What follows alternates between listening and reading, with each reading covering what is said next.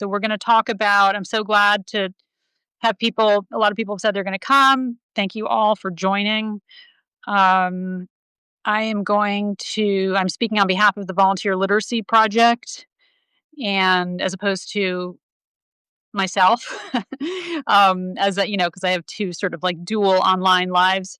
And I wanted to just sort of go over what we've done this year, what we're planning on doing. I just really try to be as transparent as possible about what we're doing. Hi, Sarah. Thanks for coming. Please, I have a loose outline I'm going to go through. I just want to talk about what we did in 2025, what we're planning for 2026, um, sort of sound off on a few things, and thank everybody for the support. I especially really want to do that. I want to thank our supporters. Hi, Sarah. And yeah, please. Yes, I'm going to follow like a loose outline, but please ask any questions if there's anything that you want me to specifically talk about or address, or you have any questions, just let me know. So thank you for coming. Okay, so I'm super excited because I just got a notification today from Substack that our paid subscriptions for the Volunteer Literacy Project have reached $10,000. So that's super exciting. I've never had hit a milestone like that on Substack before, and I'm so grateful to all of our subscribers, all of our followers, all support in any manner that it comes in. But I did want to give a special shout out to our paid subscribers because it really is a model for, it's a path we can take. And that's certainly one of the issues with running a nonprofit is fundraising. It's not really my favorite thing about running a nonprofit. Like, I really would way rather just be writing curriculum and working with students and working with tutors. I do not have any interest in fundraising or writing grants or any of that. So, but I do like to write, and I like to talk and reach out to people. So if that can become a source of income for us, the Substack paid subscriptions, and that's just super exciting. And it kind of it accomplishes a whole bunch of goals at once because we get to do outreach, education, educating the public about what we do, informing our tutors, staying in touch with our tutors. It lets us do a whole lot of stuff while at the same time raising some money. So I'm super grateful to all of our paid subscribers, in addition to everybody else who supports us in any way. I'd set a goal of reaching 100 paid subscribers a few weeks ago, and we're now at 108. So now my new goal is 200 paid subscribers. So if you're on the fence about it, please give it a thought, and I really appreciate it. Okay, so I'm going to talk about our year 2025. We had a great year, like really the best year that we've had so far. In large part because, well, it's our third year of being a nonprofit, so I'm figuring stuff out. But I wrote the article for the Free Press in May, and that just got us into the public eye in a way that had never been accomplished before. The Free Press article, if you haven't read it, I'm going to link it again. I think I linked it just several days ago, but I'll link it again. And it told our origin story. Like, how did this happen? Why am I teaching reading? Well, I never even wanted to be in education. I never wanted to teach adults how to read. I never set out to have a nonprofit. But I have this origin story where I landed. I was a writer and editor in an era when magazines were going out of business. And a magazine I worked at went out of business. And just a few days later, I lost my job. A few days later, this is like 2006, a friend of mine was like, "Oh, I work at this adult literacy center and they're looking for someone who can run the tutoring program." And I was like, "Yeah, I'll give it a try." I come from an education family. My mom was a teacher. My sister's a teacher. So I went and I got the job and I just loved it, like absolutely loved it. I loved the sort of multicultural, like international aspect of it. We were in this seedy Times Square building with like drop ceilings and like bad air conditioning and bad heat. And we had students from all over the world. And it was so exciting and cool and just incredible to have, you have that impulse to help. You want to help people. You want to be of use to people who are less fortunate. And I just had that opportunity constantly every day that I was there. It was so amazing. I loved it. And I started kind of figuring out about education, like how do you teach the GED essay and how do you teach math? And And I got really interested in that kind of thing. And then I started getting people who couldn't read. And I was like, oh, well, that's okay. We can figure that out. I'm learning how to do everything. And I realized really quickly that teaching reading is difficult. It's a skill that has elements that don't come naturally. It's not an intuitive process. It's not like teaching a baby, a toddler, how to speak English or how to speak your native language. And especially for people who are adults who can't read, because they are, by exact virtue of the position they're in, they were people who had trouble learning how to read. Even people who went to terrible schools and had terrible education, if they could learn how to read on their own or easily, they did learn how to do so. People, they've all been trying their whole lives. They've all had spouses or parents or siblings or friends who tried to teach them and they couldn't learn. So you're just already dealing with the most remedial population, the population most in need of intervention, really like excellent teaching, not intuitive, kind of like, oh, I'll just show you and you'll figure it out. So I slowly learned how to teach reading, and then I brought it back to my program. And then I had to hone it so that volunteers could use it, because there was only one of me, and I wasn't even supposed to be doing it. Because as we talk a lot about in the trainings with my tutors, adult literacy programs aren't generally funded to work with with the lowest level of readers. Because it's so time consuming. And their grants aren't structured for it. Their grants want outcomes. They want GED certificates. They want citizenship goals achieved. They want ESL. They want jobs. And teaching reading is a slow process. And so a lot of, and especially if you don't know how to teach reading, it's even slower. So there's just not a lot of funding for it. So my job didn't want me to be teaching reading to students. So I was always like sort of fighting with them about that. But I just kind of fell in love with it. So I told this story in the Free Press article. For everyone who's just come on, I'm talking about 2025. I'm going to sort of go through 2025, and we had a great year.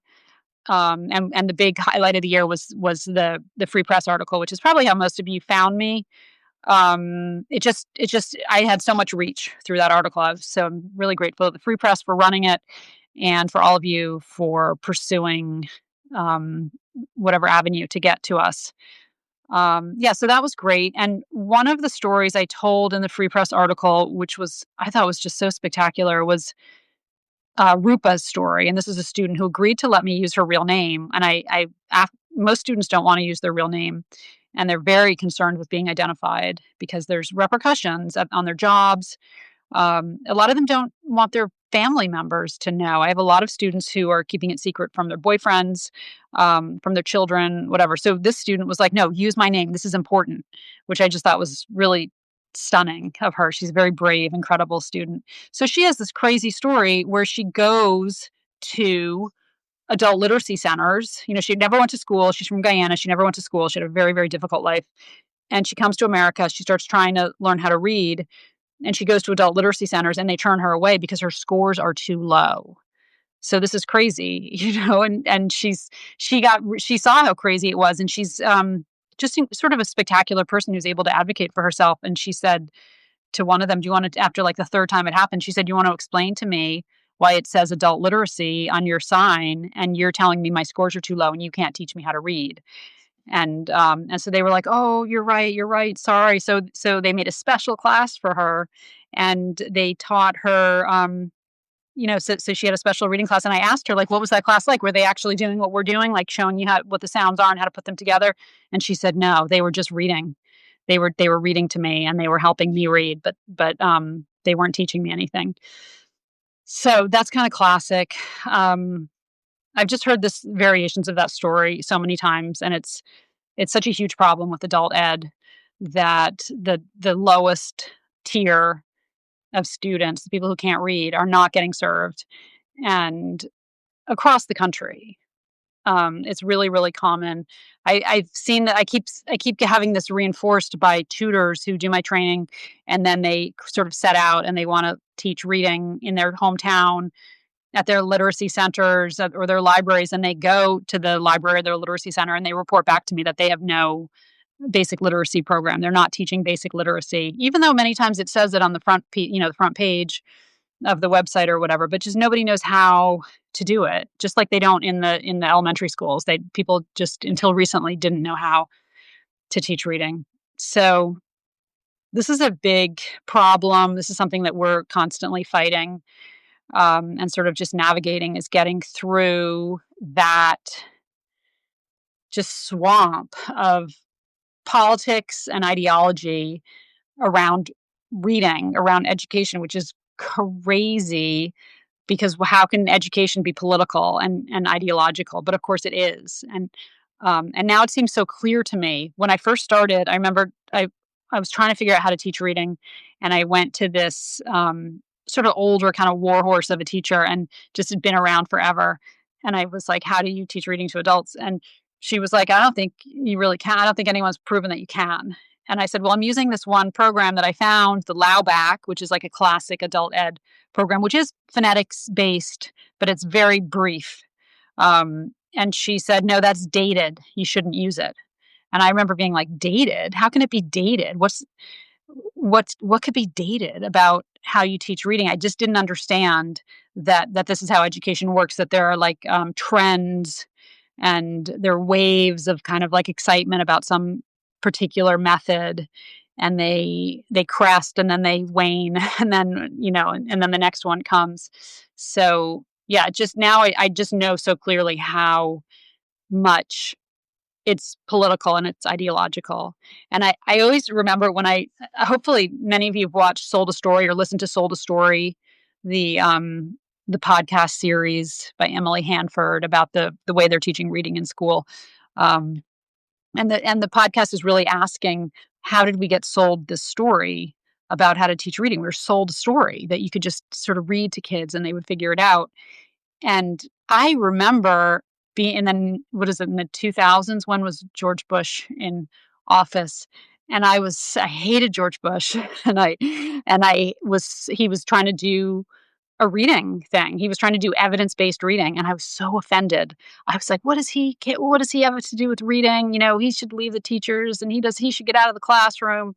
Like, I really was so ignorant and impassioned about the idea that a Republican president had nothing to do with the classroom and he should leave it to the teachers. And now we look back and he was kind of actually trying to do the right thing. He wanted evidence-based reading. He was working with some really great educators. He had a really good program he was trying to install. And it's actually he wanted to do this week-long intensive thing about reading, putting reading first. They were going to launch their new program, and they were launching it on September 10th, 2001. And it was just it just got overshadowed. And that if you remember, if you were politically aware, if you're old enough to be around, like watching the news when 9/11 happened, he was in a classroom reading a book called My Pet Goat to a classroom of children. And I remember newscasters making fun of the fact that he was reading a book called My Pet Goat. Well, My Pet Goat was written by this incredible educator who also wrote Teach My Kid to Read in 100 Days. His people call him Siggy, Siegfried. Oh my gosh, I'm blanking on his name, but he's an incredible educator, and it was totally the right path to be on. And George Bush was in a classroom, and you can actually see the videos of him working with the kids and the teacher doing a demonstration of their phonics lessons. It was beautiful. In a very low income classroom I think it was in Baltimore. And he was like made fun of, like how he's in a classroom when when a tragedy happened. But yeah, we have to this is like such a crazy thing. We have to get politics out of education and ideology. And I'm just a big proponent of evidence-based education. Just like we want evidence-based medicine, we don't want ideological medicine or political medicine. You don't want your doctor being like, "Oh, I don't do that. I'm not going for that thing because it's against my politics," which I guess happens a little bit actually. But we really don't want it, and we don't want it in education. And I kind of teased this talk saying on Twitter and on my personal Substack saying, should I talk about Barry Weiss derangement syndrome, which I'm just really briefly going to mention, and because I don't want to get political either. But I just have been hearing rumors of educators who are put off by the fact that I write for the Free Press and they don't want my program. They don't want to send students to my program. Um, so I just, that's just pathetic and terrible. So I'm when we just need to like really prioritize evidence and outcome over ideology in politics. So okay, so that's some of what happened in 2025. I got a lot of people trained, a lot of tutors trained. Some of the tutors have been working in my program. Other tutors are branching out, kind of heading out into the frontier, trying to bring our program to points unknown past New York City, which is where I mostly do my tutoring. Um, and that's really the bulk of that's the basic thing we're trying to do is sort of like infest this program or inject, let me say inject, inject this program into other adult literacy streams around the country because it's a program that works, it's usable, it's affordable, it's free right now. So that's very affordable. Um, and so that's really what we're trying to do. Um, yeah, so it's been a great year. It's been very exciting. Does anyone, if by the way, please ask questions or make comments. I know I have a couple of people on here who are tutors. If you want to comment on how the tutoring experience has been for you, I would love to share that with people. I think a lot about doing this kind of live talk on Zoom instead so that we could sort of have people actually coming on to share their experiences. But Nina or Sarah, if you wanted to share your experience with tutoring, um, or not. Anyway, so another thing I've been doing this year, well, just this month, is I've been doing a series of profiles of students called 12 Days of Students. So I have been just kind of trying to share the face of adult literacy.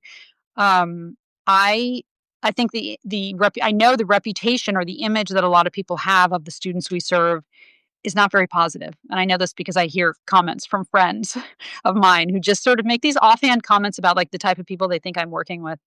And I nothing could be further from the truth. The people I work with are so to varying degrees, but almost uniformly inspiring and admirable and just very dignified people doing this very noble task of or noble challenge of trying to learn how to read.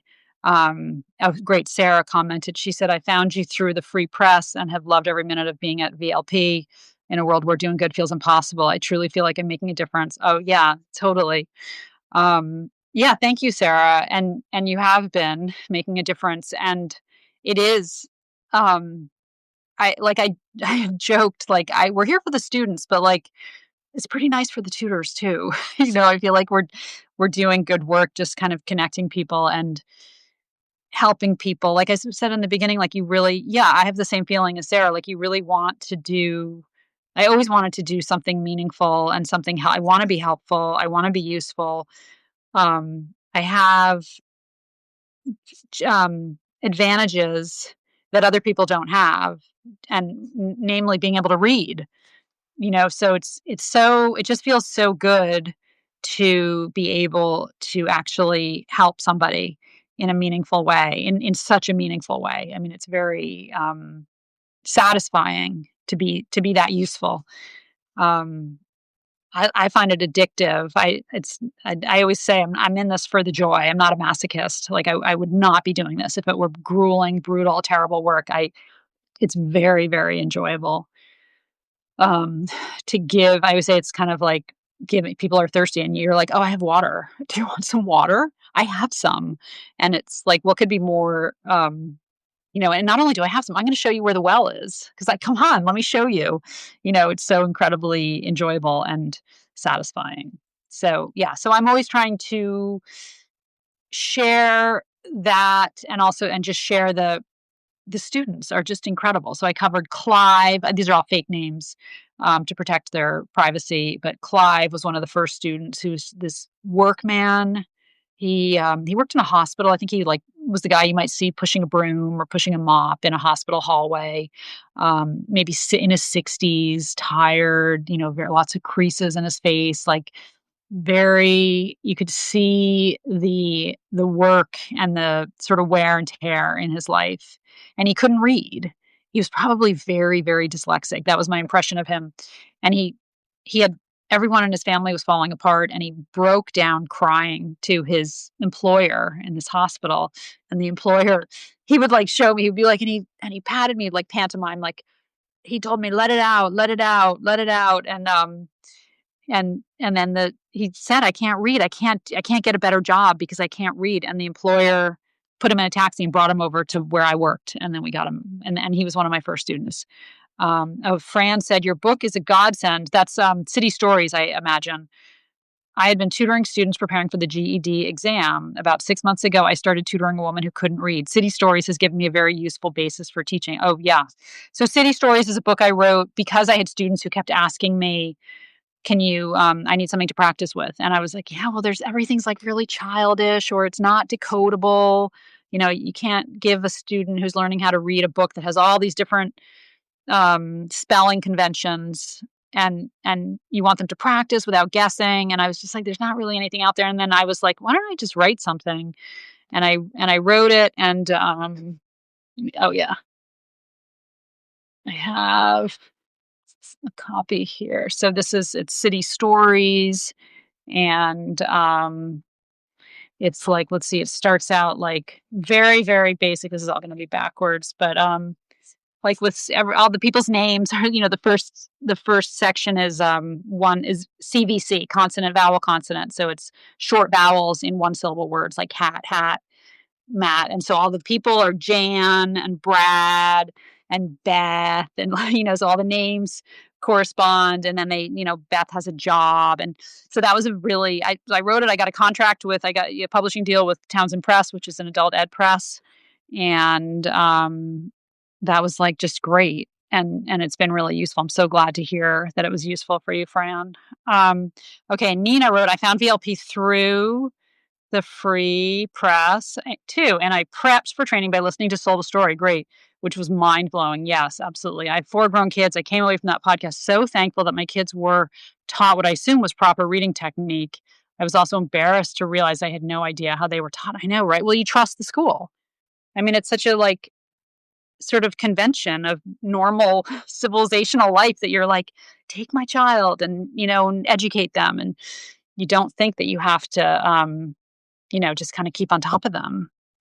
So, but it turns out you do. So, because who knows and that's what COVID unveiled was all those Zoom classrooms. Parents realized that their kids weren't really being taught to read. And speaking of politics, so that was what apparently Barbara Bush, who, as I mentioned before, I did not like the Bush administration. Really did not like the Bush administration. And I didn't trust anything they did. Well, Barbara Bush, the reason that she got into adult literacy, and literacy, I think literacy in general, but also adult literacy. She went into one of her kids' 3rd grade classrooms to volunteer, and she realized that her 3rd grade son couldn't read, and she had no idea. So, she the same thing as we all do. She thought the school was going to take care of it, and they hadn't taken care of it, and they were letting him kind of mask and pretend that he could read. And so that was how she got into it. And that's why George Bush was into it, was because his mother was into literacy and his wife was a librarian. I mean, the whole family is like a literacy family.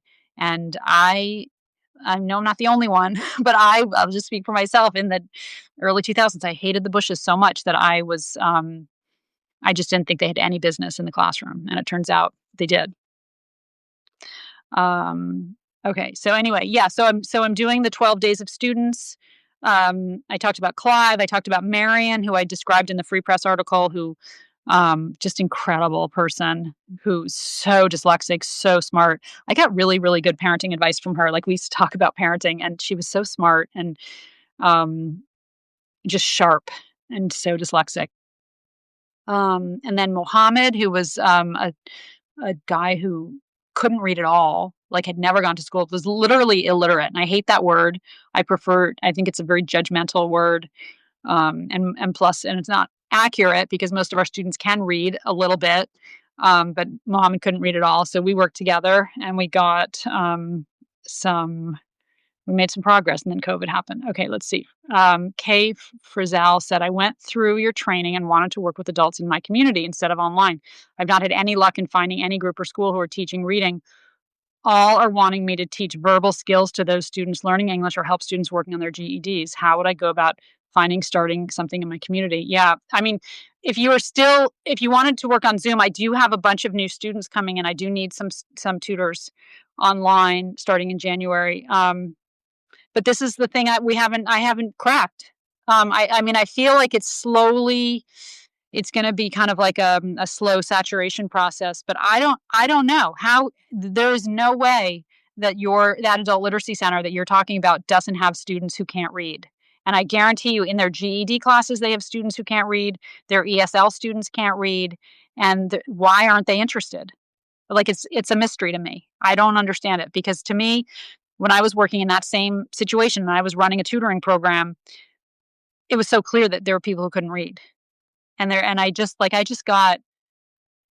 wrote about this. I tweeted about this on that. I just had a student referred to me the other day by a GED teacher. A friend of mine said, I have this student, she's really sharp and she's a great student and she can read. She was like, it's not that she can't read. She can read, but she doesn't understand what she reads. And she was like, I don't know what's wrong with her, but maybe.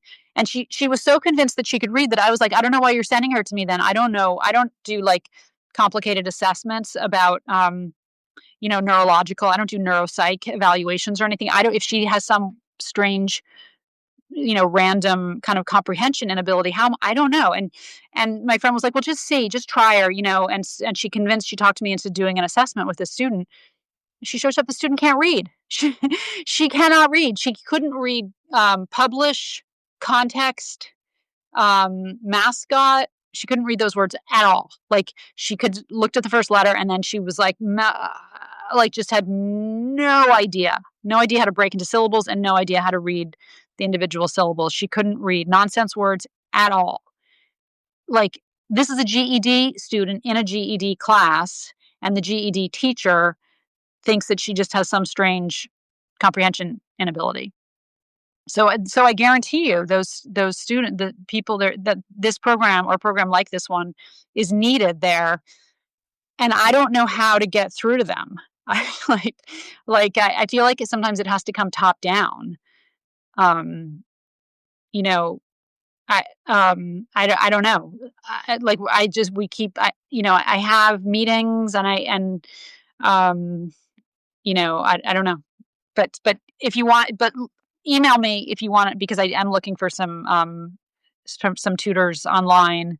If you're interested in that, at least you could get your skills going, and then get some experience under your belt, and you could go back with a little more confidence and kind of expertise, being like, no, I know how to do this.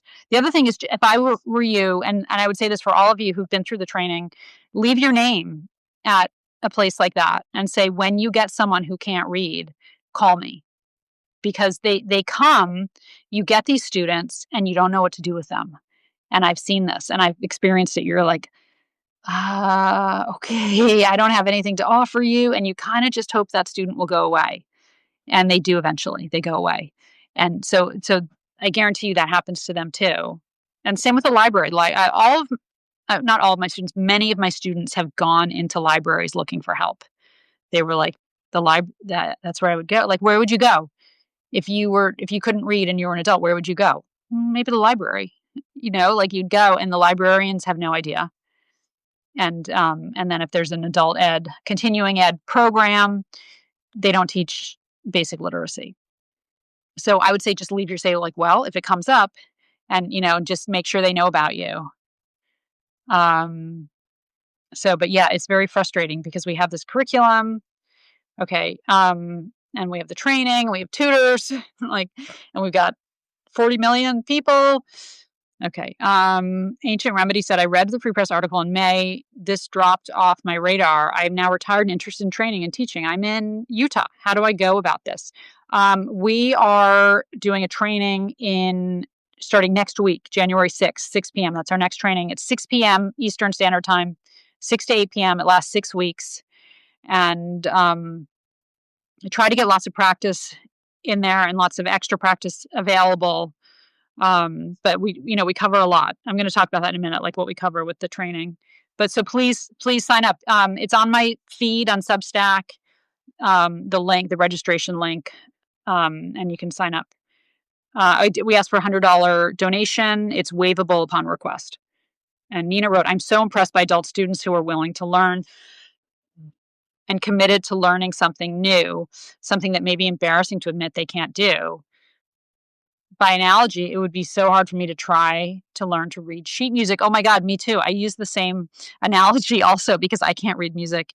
And I think a lot about how if I were gonna try to read music, how I would need so much repetition, and the teacher would need to be really patient, and like would be like a little bit shocked probably by how little I know. But yeah, or learning Chinese, learning my father-in-law was just visiting and he's actually learning Chinese and he was practicing his Duolingo like out loud.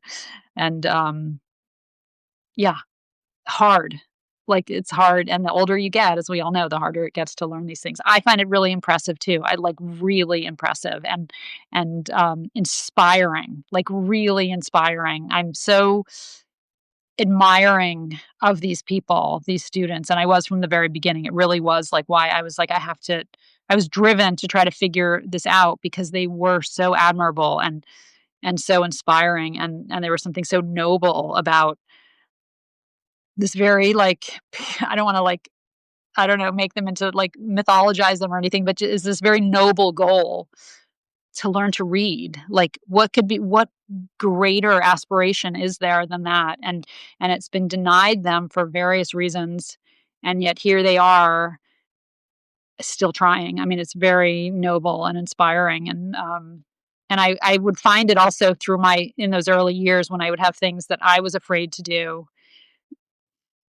I would think about them a lot and I would think like, you got to be kidding me. If they can do that, if they can keep trying that hard, you can try. And a lot of like I had a lot of difficulty with figuring out this curriculum. It was really difficult figuring this out and getting my training tutors, and I would be like, "Come on, we're going to do this." I always imagined myself like kind of leading a bunch of people like in sort of darkish weather with like we couldn't really see like down a mountain path, and I'd be like, "Come on." And then I'd be like, "Oh, wrong way." Like we hit a cliff or we hit a rock face. Turn around, back, go back, go back. And it was like embarrassing. And the tutors would get annoyed with me. And it just was so difficult. And I had to fight with my employers because they didn't want me doing it at all. And they were always trying to shut it down. And I would have to fight with them. I actually had this one time where for 2 hours, so they were going to shut me down. And I told I told my students and I told my tutors they're going to shut us down. They were going to shut down the basic literacy program. I didn't want any more basic literacy students there. It was so upsetting. And I sent the director of education at this place, the two directors of education, I sent them a letter like pleading with them and telling them, I'm going to fight for this. And my boss came the next day. She raked me over the coals for 2 hours. Like she was furious that I had done this. And she kept telling me I had no place and I had stepped out of my place. And I was crazy. But then she let me keep it. So it worked. and then she left, like so furious. And the meeting was finally over. And I was like, wait, so I just got like she's letting me keep it? Okay. So yeah, so in times like that, I just would think those students were who inspired me to work that hard for them because they were so inspiring, and so it's just such a noble, dignified thing to do, to demand, to insist that you're going to learn how to read. Okay, Cindy said, I like Sarah found you through the Free Press and received my certification in October. Yeah, we are offering certification now. I enjoyed the lessons tremendously. I have yet to do anything with it. I'm anxious to get started after the new year. I just need to figure out where to start. Yeah. So the same thing, Cindy, I would recommend contacting your local libraries and foundations and saying, I'm available. I'm certified. I know how to do it. I have the materials. If you have someone who needs to learn how to read, and tell them too, they don't have to be a total non-reader. They can just want to improve their reading. There's a lot of people who can read kind of, but not very well. And so you can help them. We restart them. We have, students who can read a sentence, but they're not really sure. Like this one I just assessed the other day, who she could read. She read, the sentence was, Jim has a job as a man with a van. That's the sentence. She read it. Jill has a j- j- job as a man. She kind of stuttered over these things with and then van, she didn't know. She was like, she knew this sound for V, but she was going v, and then she finally thought it could be van. She said van. That's how she read. So this is not a GED level student. But she escaped detection from her GED teacher.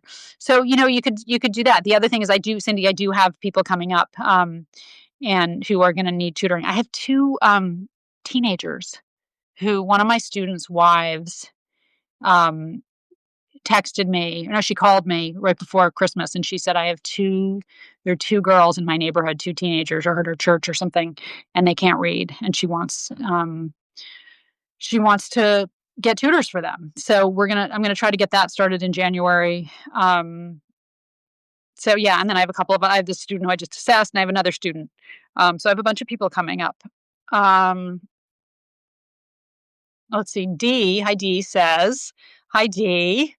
Hi, folks. I volunteered as a tutor for VLP last spring, and it was a wonderful experience. I was a special education teacher for 21 years. I have a master's degree in reading and a PhD, and I can say authoritatively that this is a great program. Thank you so much, Dee.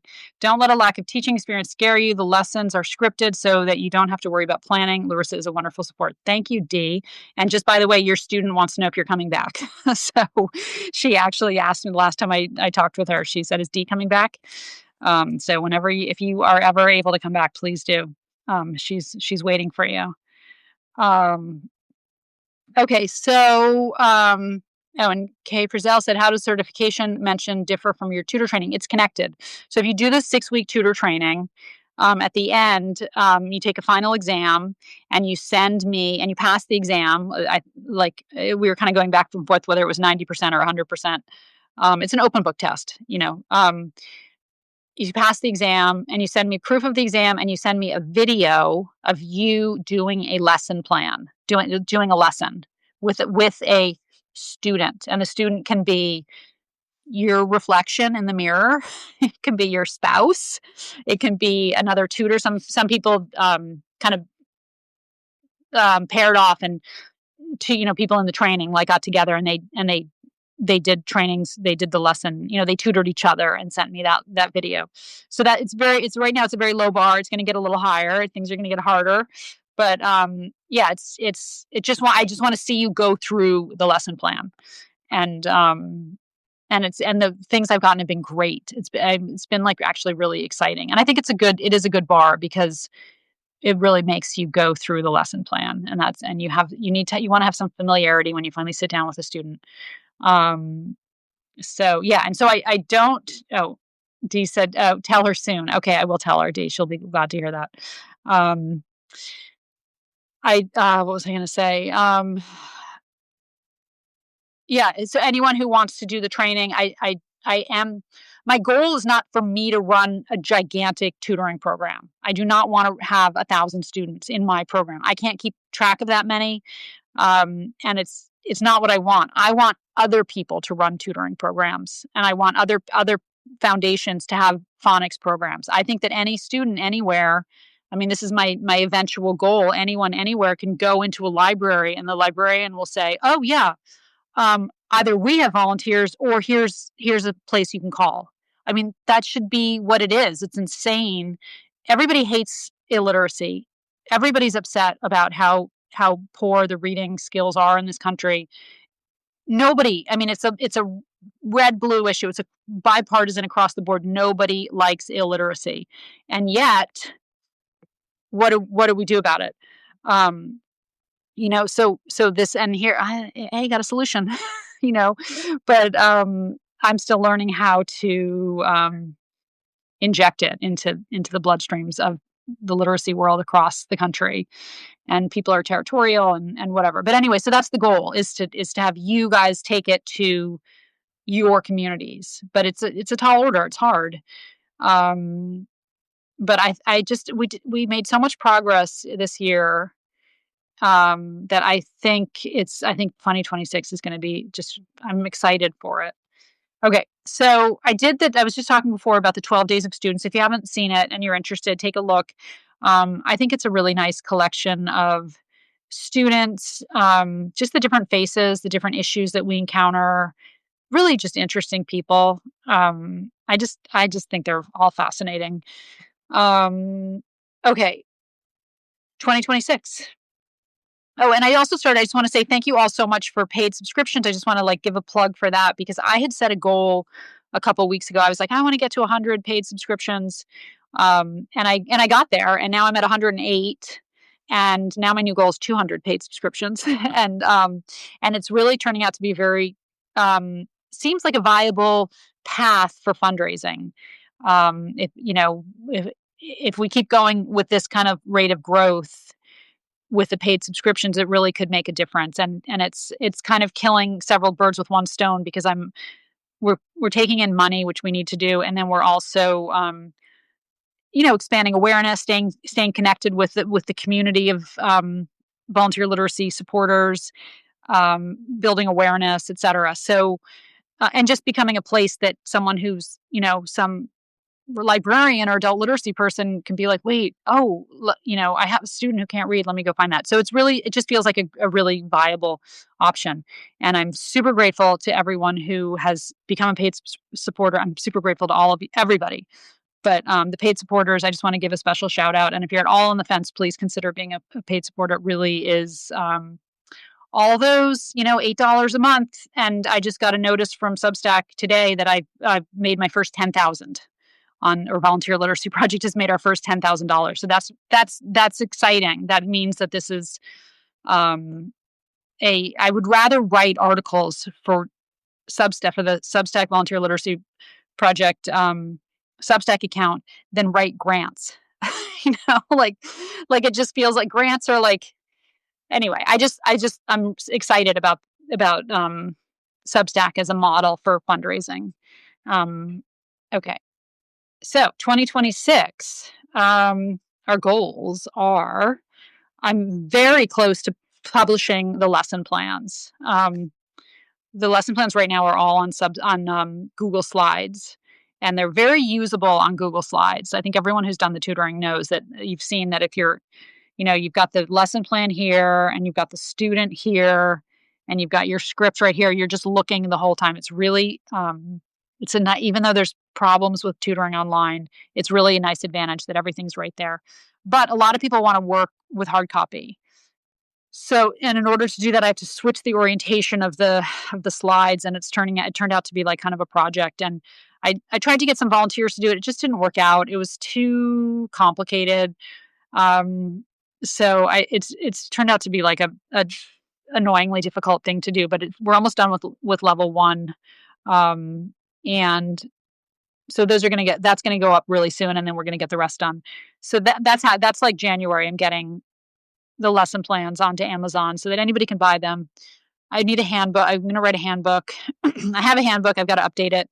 And workbooks. I have these great workbooks that are just like, I'll just need like a little like kind of finishing, and then they're going to go up too. And those are just extra work, something you could send the student home with, just to practice, to reinforce. So that's something I'm totally looking forward to, just finishing and getting off my plate, because it's been on my plate all year. And then we have something really exciting. We're going to run a pilot program in a prison. So this has been in the works all year, but it just keeps getting closer. New York State had a corrections officer strike, an unauthorized strike this summer. So it was like we were all ready to get going. We were going to get going in the fall, and then the strike threw everything off because all the corrections officers went on strike, and then they had to bring in the National Guard.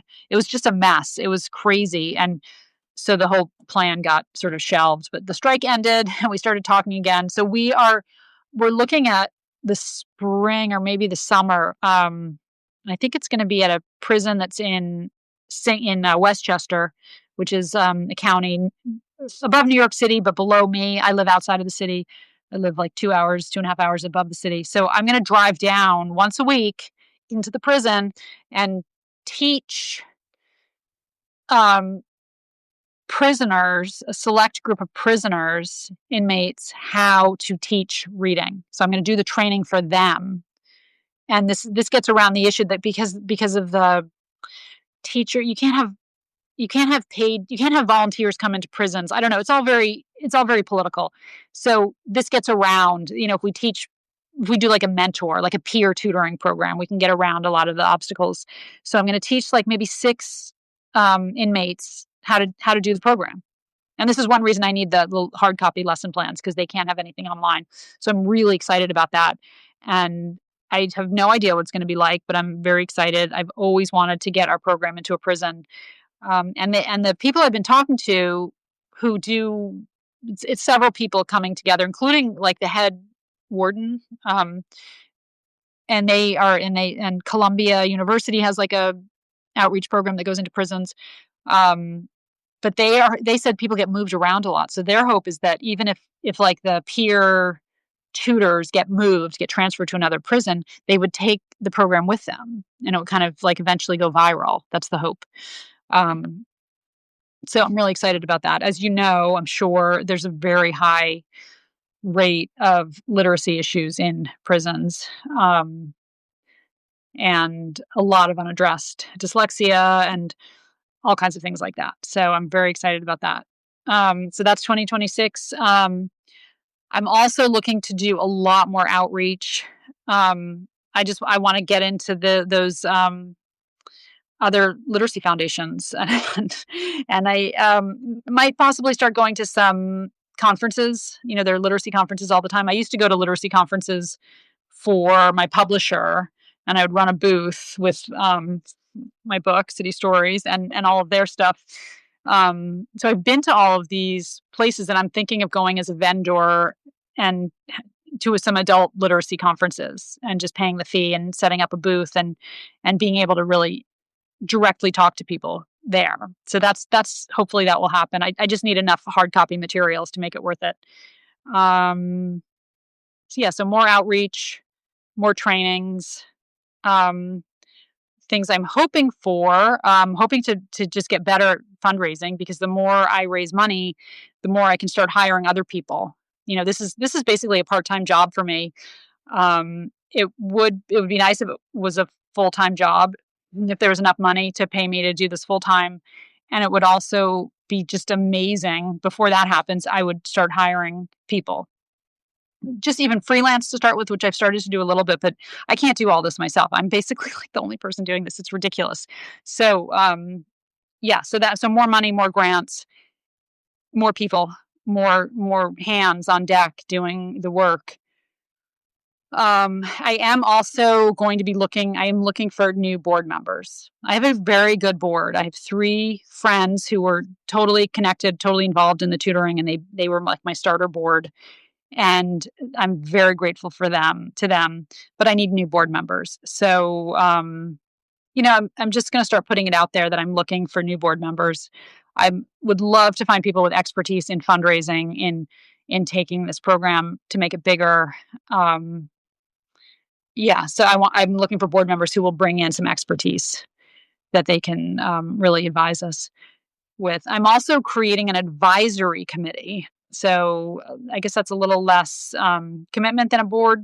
And I have 3 people already that are lined up to help me. And they're people who took the training and just had all 3 of them separately were like, I need to talk to you because I have ideas for what you can do.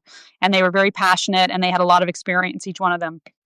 So I was like, let's make an advisory committee. You guys can keep helping me on a regular basis. I can't do this all on my own. And so I'm trying, that's really probably my biggest goal for 2026 is just to get more people in, and more expertise, because there's only so many new skills that I can learn, before I can't do other things because I'm so busy learning that new thing. So, I think, let's see. Okay. The next training, I just wanted to say the next training is January 5th, next Monday. We cover the history of reading education. We talk about whole language versus phonics. We talk about cognitive load theory, some of the like exciting new things that are being talked about in the world of education that are super cool and interesting. We talk about the pillars of reading instruction. We talk about ethics of working with adults, etiquette with working with adults, oral language. I mean, there's a lot of very political, sensitive issues like how much to correct somebody's speech, those kinds of things. These all come up just every single session with in adult literacy. You know, people speak differently, so we talk about that, how to deal with that, and we do a lot of practice. So I think that's all I wanted to cover. Does anyone have any questions before we go? If you're interested, please sign up for the training. If you're on the fence about or you want to know how to help, please consider becoming a paid subscriber. If you'd like to be a paid subscriber, but you're like, I want a little more value, let me know what we could do that, like I don't know, monthly talks or particular articles, like let me know. Because again, like one of the great things about the paid subscribers is that it's a way to bring in funding for the Volunteer Literacy Project, but at the same time stay connected with people, educate people, help sort of create and maintain a community, basically. So yeah, so let me know if you have any ideas around that. And that's it. So I guess if anyone has any other questions, comments, but I think that's it then. So thank you all so much for coming. I'm going to post this. So if you came in late, Cindy said, I would like to send this video to a friend. Yes. It'll get posted. It takes a little while to process, but probably by this evening, it will be up on my feed and you can send it. And yeah, an Ancient Remedy posted our website. Thank you. And Ancient Remedies, you can, you can sign up on the Substack. The Substack is so much easier and more dynamic than my website. So it's just much easier to put because it has a feed. So the registration link is on my feed right now. I posted it before I came onto this live. So go into the Substack feed and you'll see the thing. Thank you, Nina. Thank you for all your work and your tutoring. And Malcolm. Oh, Malcolm just found a local GED program. That's amazing. Oh, that's so cool, Malcolm. That's great news. Yeah, Malcolm did our training and has been one of the people that I've been continuing to talk to and email with and just helping to bring this program into the wild, where we want it to naturalize. There's fertile ground out there, and I don't know, as we've all seen, there's resistance and it's complicated. But I feel like I'm kind of like assembling an army, and everybody's kind of going out and taking the program out there and planting the seeds, and eventually they're going to start coming up. So great, Malcolm, please keep me posted. That's really exciting. Okay, I'm going to let you all go. Enjoy your evening, your Sunday night, and happy holidays. And thank you all so much for coming. I really appreciate your support and your interest. And that's it. Take care. Good night.